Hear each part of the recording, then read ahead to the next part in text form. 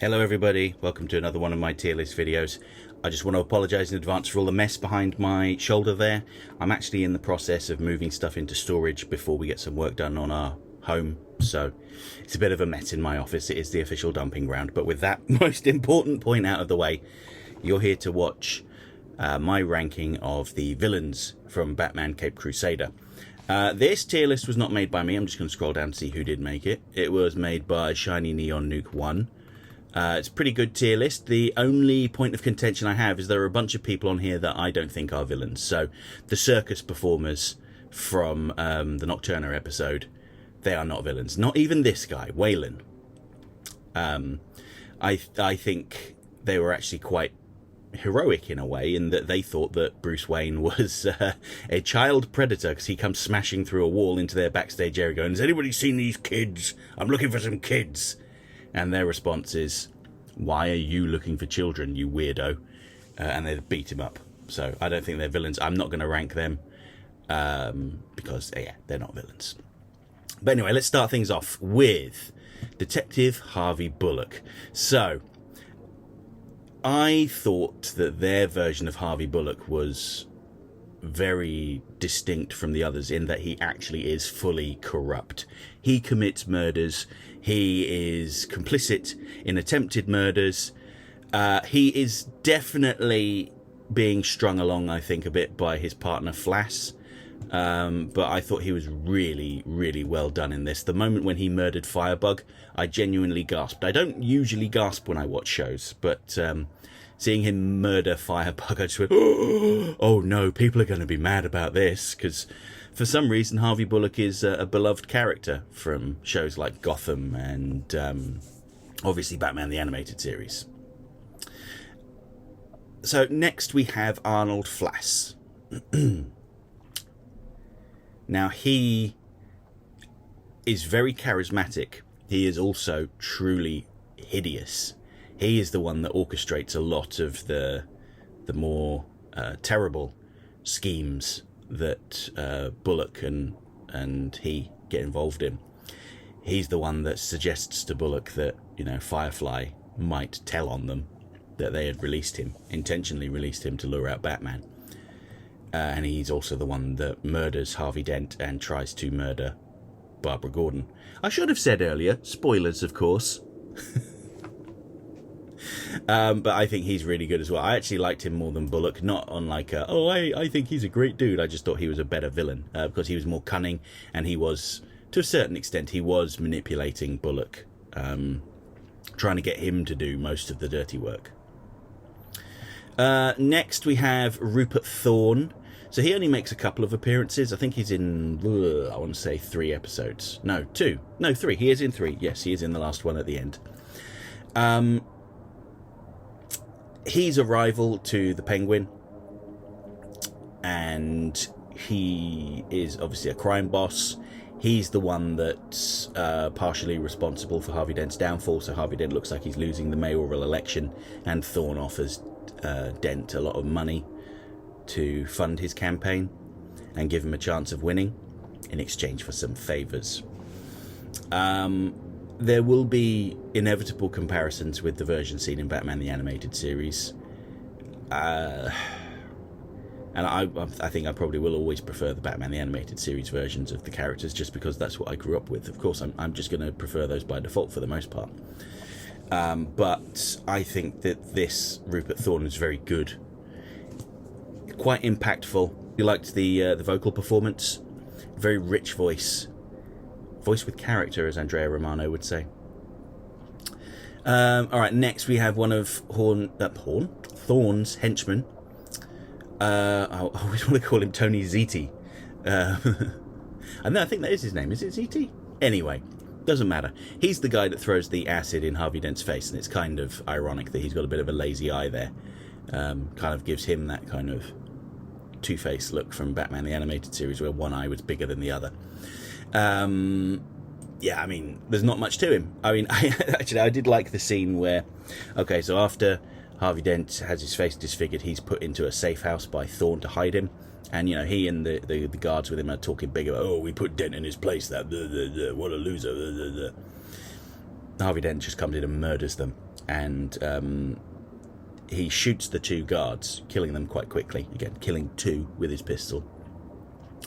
But he ties Tony up, douses him in whiskey, and then sets him on fire. And it burns the whole building down. And there is a great scene where Bullock calls up Thorne to let him know, saying, you should probably get some backup, because Harvey Dent has killed Tony, and he burnt the whole building down just to make sure that he was definitely dead. Yeah. He doesn't really do an awful lot, but the things he does are impactful. Alright, so Oswalda Cobblepot. This one's controversial, but I thought she was great. Absolutely wonderful. I'm going to put her just above Flass. There we go. I know that there's a small vocal group of people that are absolutely aghast that they would gender swap the Penguin. How dare they?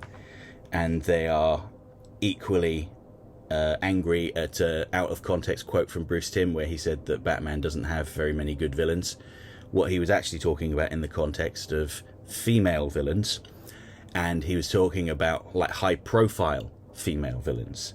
So once you get Catwoman, Poison Ivy, Harley Quinn he co-created, by the way. Who else is there? You could go, oh, well, Talia was in The Dark Knight Rises, but Talia always plays second fiddle to her father, despite the efforts of Grant Morrison. Other people have suggested Lady Shiva, and to that I would just take the layman's perspective and go, who? So, again, I don't really have any issues with gender or race swapping, so long as it serves the story, and it absolutely did in this point. I really loved the scene where she takes her 2 sons to the lower decks of the Iceberg Lounge and explains to them she knows that one of them has been giving information to Rupert Thorne, and she thinks she knows who it is. And then she indicates to her henchman Iggy to chuck him in a box and then dump him in the sea and leave him to drown. And she says, oh, he was my favourite. Turns to her remaining son and goes, I guess you're my favourite now. Just that was great. Absolutely great. Speaking of Iggy, he's next on the list. I thought he was quite a charismatic henchman. Mostly because of the vocal performance, but he's like 7 foot tall and 4 foot wide. Huge, hulking mass of muscle that works for the Penguin. He's really good. I liked him more than Rupert Thorne, actually, so let's just shove him ahead if it will let me. Oh, there we go. Right, next. This is going to surprise no one, but boom, I loved their version of Clayface. So I was expecting them to do a like an updated version of the Batman the Animated Series version of Clayface, a tragic figure who tried to improve his appearance but was made hideous in the process and is now seeking revenge for his lost humanity. No. He is completely vile and detestable. That Clayface face isn't even his face. That's just how he sculpts his face to look when he murders people, because that's a character he's playing, the Clayface Killer. And he is an unrepentant villain. I think his episode was probably my favourite one, just because of all of the references and the atmosphere. I love a good noir story, and this was an excellent noir story. I like the fact that he is completely unsympathetic and just a horrible, horrible person. He spent all this time thinking that he wasn't getting these roles and he wasn't getting the girl he wanted because his face, oh, my face makes me look like a villain. And then he goes and gets this serum. He essentially funds the creation of this serum that allows him to sculpt his face. And he turns up at the woman's house, and says, I'm yours if you'll have me, darling. And she just rejects him outright, because it's not his face that was the issue. It was him. He was the issue, not his face. And that moment that he realises that, then his face just starts to melt. And he's like, trying to hold it together. Beautiful, beautiful. Loved it. Thought it was amazing. Anyway, I've spent ages talking about Clayface. So let's talk about Catwoman. Catwoman, I think this Catwoman's good. Actually, I'm going to put her above Thorne. Let's put her above Iggy as well. So this Catwoman is kind of like almost the opposite of Clayface in a way, in that she's very light-hearted and flighty. That's the word that James Tucker used to describe her. She's flighty, and she commits these robberies to fund her lifestyle. There's no deep meaning. She's just trying to have fun. And someone in the comments said you should have called this video Catwoman is a copycat, because yeah, she is. She's inspired by Batman. She makes her own costume because of she's seen coverage of Batman in the newspapers. She gets her own Catmobile because Batman has a Batmobile. Yeah, Christina Ricci does a good job as her as well. It just didn't really speak to me, but who knows what might happen now that she's lost all of her money and she's in prison. I kind of like the idea of there in season 2 there being like a team-up episode between Catwoman and Penguin in prison, kind of playing on Batman Returns a little bit there. But I'm going to talk more about that in the future, I think, rather than spilling the beans right now. Right, next, Firebug. Okay, so Firebug. This one's interesting because as a character, there is not much to him. He's this small in stature weirdo that's obsessed with fire. He thinks that, setting fire to buildings and potentially killing people is actually saving them and will make them happy. He's completely delusional, and when he runs out of fuel, he's no threat to anyone. He just turns to the police, says, "Oh, I'm out of fuel, so I guess you'll just have to arrest me now." So on some level, he knows what he's doing is wrong because he knows he's going to get arrested.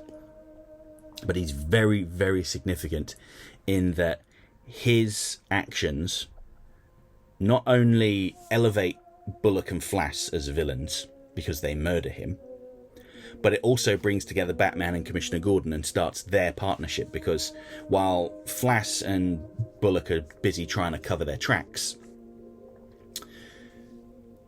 Batman and Commissioner Gordon are saving the residents of the building. That's what they're concerned with. They're not even trying to find Firebug. They're like, there are children trapped in here, let's get them out. Get them out first. Save the people first. And this is the moment where Gordon begins to trust Batman. And I thought it was really interesting to note that the thing that Flass and Bullock wanted was to become the leaders of the Batman strike team, and they were given that position after they'd murdered Firebug, and the press reported them as heroes. But they do nothing with the Batman strike team afterwards, indicating their incompetence. But anyway, Firebug, he was good. I'm going to put him just behind Catwoman, I think. I thought his episode was wonderful, but him as a character, he is insignificant, and he's intentionally insignificant. The next one, so this one, he's not really a villain. He's one of Dr. Quinzel's patients.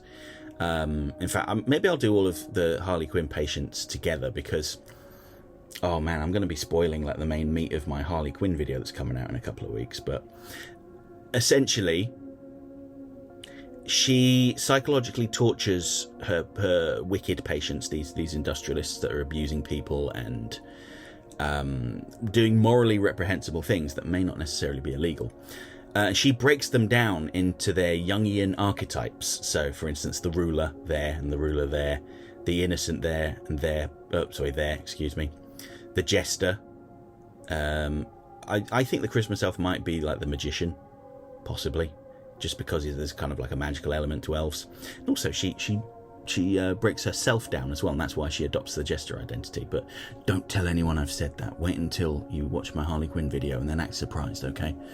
But these guys, that one in particular, I wish I could remember his character's name. That is a very clear reference to the 1960s Batman King Tut character. Now, they can't use the name King Tut for rights reasons, apparently, so they just made him a generic pharaoh. But that one genuinely made me laugh. The others, I mean, that one's also a reference. The jester that looks a bit like Pagliacci the clown. The Joker dressed up as Pagliacci in one of the 60s Batman episodes. And also, Heath Ledger wore a mask based on the 60s Batman Joker mask. Pagliacci mask, I should say, in the opening of The Dark Knight. But these guys, and that guy there, he's the servant. is his archetype. But these guys, I'm going to do them all at once, and I think they are... I'm going to put them on average. Actually, I'm going to put the King Tut one on good, because that one really made me laugh, but these other ones, they are average. That guy's called... Was it Hastings? I think so. But let's just get all these guys out of the way. I mean, they don't do an awful lot other than sit in their cages and be tortured by Harley Quinn and her butler. Now, speaking of Harley Quinn, wonderful. Really loved what Bruce Timm did with Harley Quinn there. So, again, I'm kind of touching on the Harley Quinn video a bit now, but hopefully everyone will have forgotten by the time that comes out. DC Comics have had a problem with Harley Quinn for years in that she is so intrinsically tied together with the Joker and being a victim of his abusive behaviour that when they've tried to set her off on her own, it's been difficult. They always end up pairing her up with someone else, usually Harley Quinn. So when Bruce Timm decided that he was going to do a new version of Harley Quinn, he's gone completely the opposite direction. He's actually inverted the characters in a way, or the character I should say. So where Harley Quinn is the fun, light-hearted one and Dr. Harleen Quinzel is supposed to be the serious one, his Harley Quinn is dark and serious, and I mean, she tortures people. She locks them up in a basement in cages and inflicts some very personalized torture on them. For that little elf guy, she gives him like miles of Christmas lights and makes him look for the faulty bulb, which just drives him mad. This clown guy, she has him tied up and someone tickles his feet for until he breaks. This guy, he gets beaten senseless by the oversized man baby. And her scheme is to get these industrialists to donate their wealth and then kill themselves, which is pretty horrible. But I thought she was great. Jamie Chung's a great voice actress. Again, not at all fazed by the race swapping. I think it would have been nice if her ethnicity had played a part in the story, perhaps, particularly if this is actually set in the 40s. But they don't really make anybody's race a big deal, apart from a little tiny bit with Gentleman Ghost, and I'll talk about that in a minute. So it's you know, I think she's a really worthy and valid interpretation. When they often do like the multiverse of Harley Quinns, it's usually just exactly the same character, but you know, she's a shark or it's a dude. Whereas this is actually a completely different character, and I think they did an absolutely great job with her. Really, I was really happy with that episode. So moving on to Gentleman Ghost.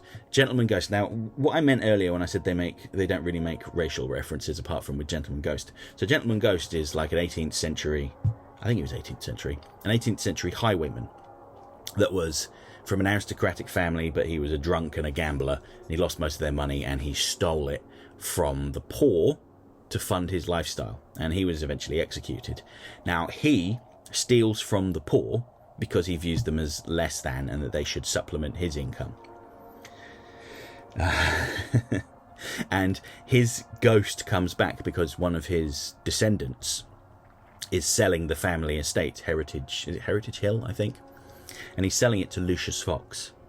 And this outrages Gentleman Ghost that his family estate, which was gifted to them by the King of England, and by the way, it wasn't his land to give away,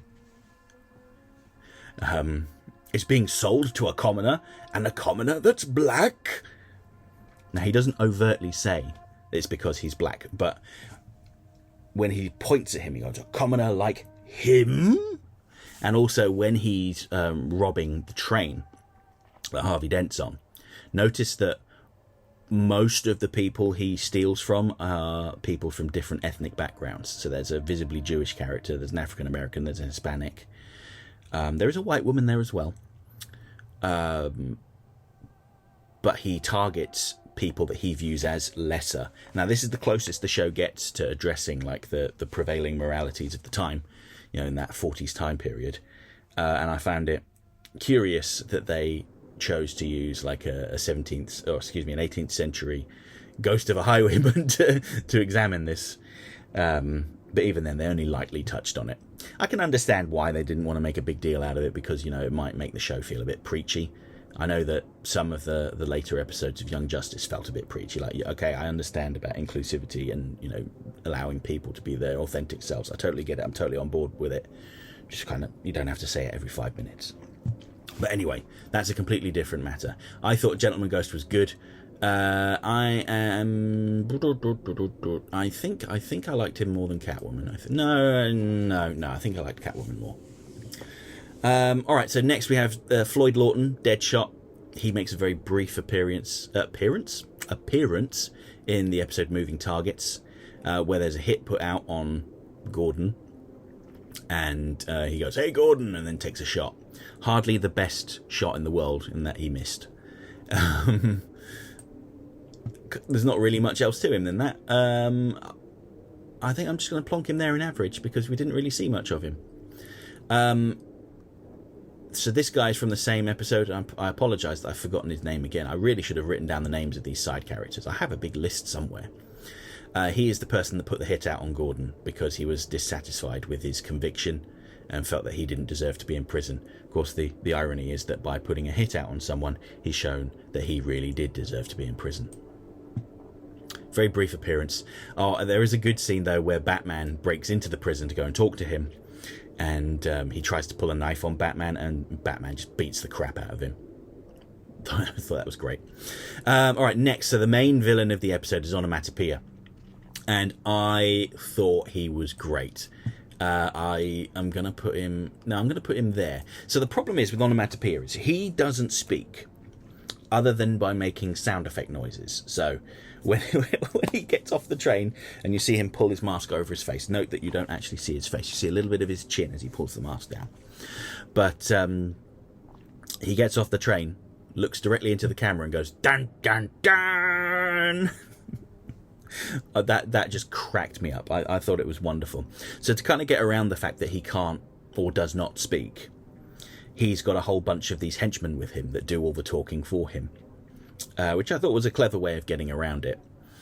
I completely understand that onomatopoeia might be difficult to translate to the screen because, you know, he won't communicate except through sound effects.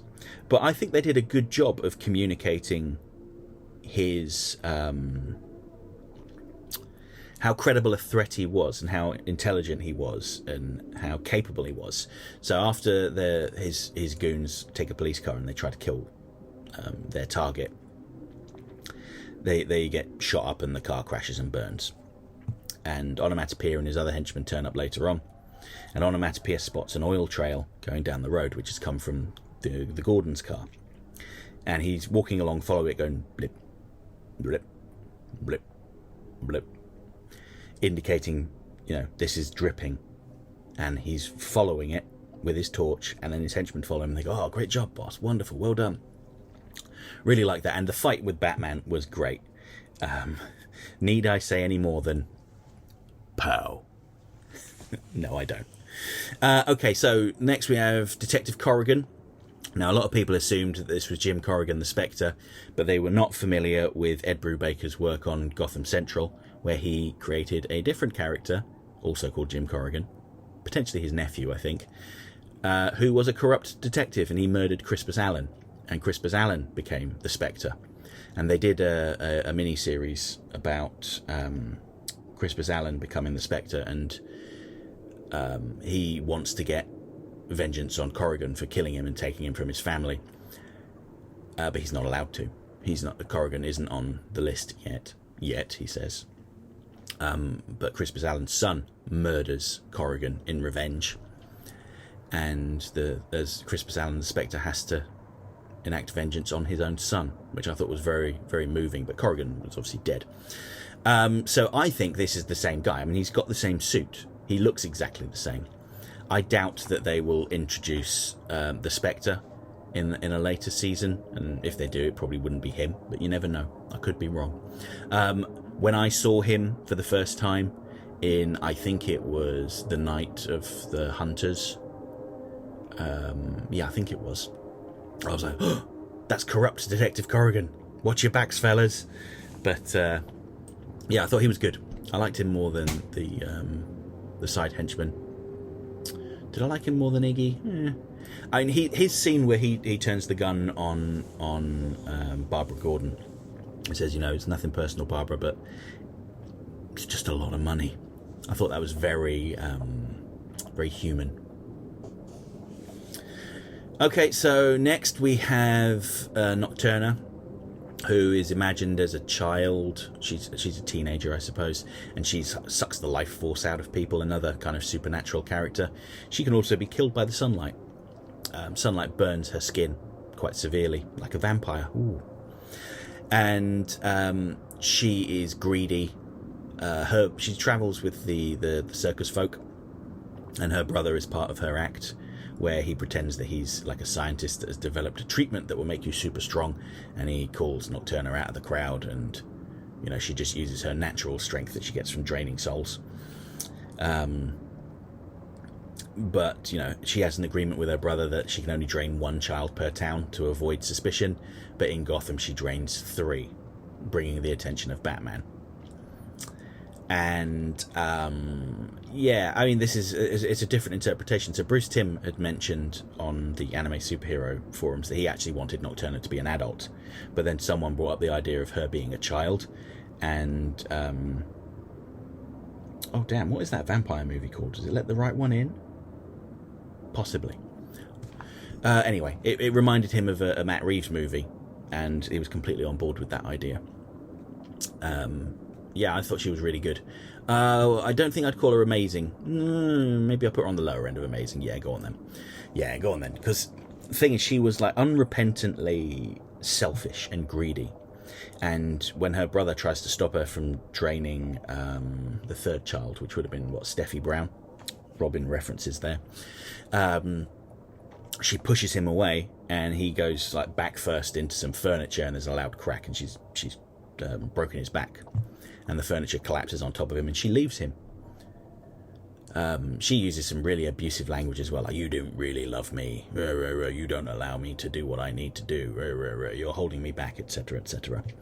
But unfortunately her brother dies, and when Batman tells her that she's unintentionally murdered her own brother, that's what breaks her. She realizes that she is a monster, and she just drops to her knees and waits for the sun to come up. And this episode is very important because it demonstrates almost like the birth of Batman's compassion.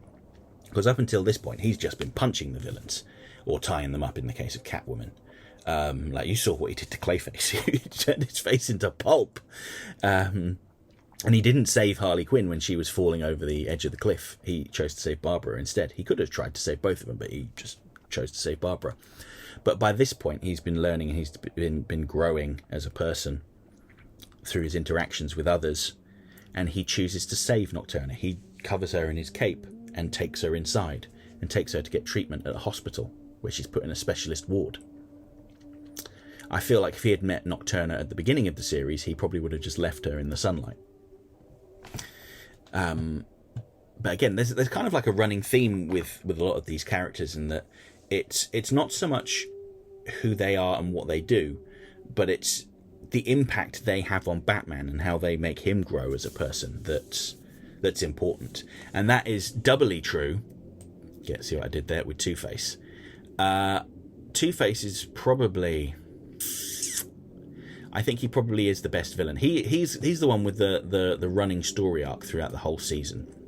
So it's Harvey Dent, the corrupt official in Gotham. He's not like corrupt as in like he'll murder people and cover it up, but he's unduly lenient with the elites in society, and that's kind of obviously that leads to his downfall when he does become entangled with the mob to try and help him win the election, because he's a very ambitious man and he can't stand the idea of losing. He wants to be mayor so that he can clean up the corruption.